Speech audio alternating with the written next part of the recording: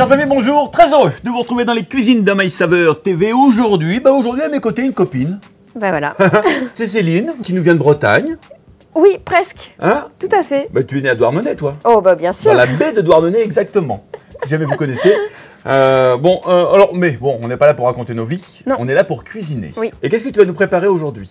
Alors, justement, je fais référence aux galettes bretonnes. Je vais faire des pommes de terre complètes, c'est-à-dire jambon, œuf, fromage. Alors ça, c'est malin. Voilà. J'ai presque envie de dire, c'est rigolo. C'est rigolo. C'est rigolo. Et tu vas cuisiner avec ces pommes de terre, Oui. de chez Primal, la Manitou. Recette du coup très simple. Simplissime. Et c'est ça qu'on aime. Vraiment très Et simple. voilà. Alors, on commence par quoi? On commence par la première cuisson des pommes de terre. Ouais. Il y aura 2 cuissons. D'accord. On prend 4 belles pommes de terre, rincées et séchées. Je rajoute simplement un filet d'huile sur le dessus. Comme ça, on aura une peau qui soit bien croustillante en cuisson. D'accord. On y va avec les mimines. Ouais. On va frotter, tout simplement. Oui, on badigeonne. Voilà. Et après, on les enfourne à 210 degrés pendant 30 à 40 minutes, dépendant de la grosseur de la pomme de terre, bien sûr. Il faut vraiment qu'elle soit bien cuite. On white. Parfait. Alors, du coup. T'as vu, elles sont bien belles. Elles Elles sont ont la superbes. peau qui est bien croustillante, bien fripée. C'est exactement ce qu'on veut. mm. Et là, on va les creuser. Avec un couteau, je vais simplement creuser sur le dessus. On creuse délicatement l'intérieur pour laisser 1 cm d'épaisseur entre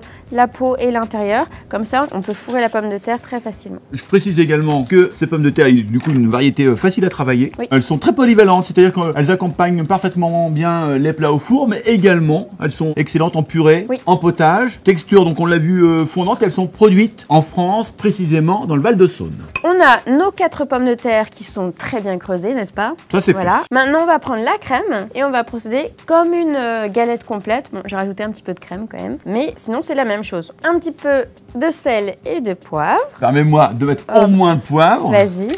Un peu de fromage. Alors là, j'ai pris du comté. On peut prendre n'importe quel type de fromage râpé à pâte dure, en fait. Du jambon. On effiloche le jambon et on va le mettre au fond. On va rajouter un peu de fromage et ensuite, il ne nous reste plus qu'à mettre l'œuf. Bim. Voilà.